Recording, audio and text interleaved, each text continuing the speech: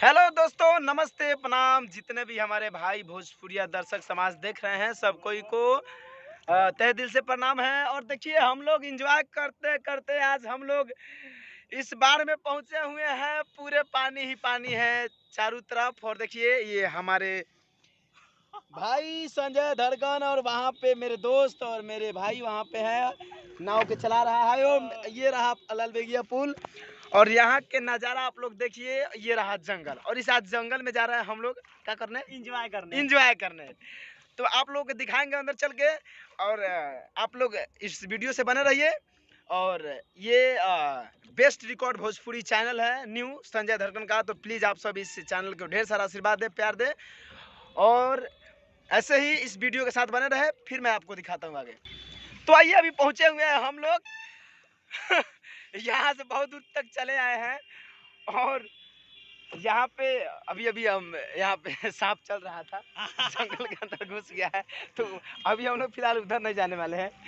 कौन ठेकान इस जंगल में जितना भी कीड़ा मकोड़ा सब बाहर लेके घूम रहा है, सब निकल कर।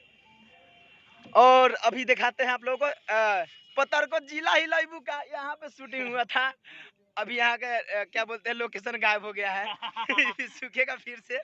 तो ये लोकेशन फिर से शायद निकले, मतलब समुंदर यहीं पे आके अपना प्रस्थान कर लिया है ना। हाँ। समुंदर का हम लोग देखने नहीं जाना पड़ेगा, यहीं पे आ गया समुंदर। जालवा निकालता रहे मछरिया पोठिया मछली पल बा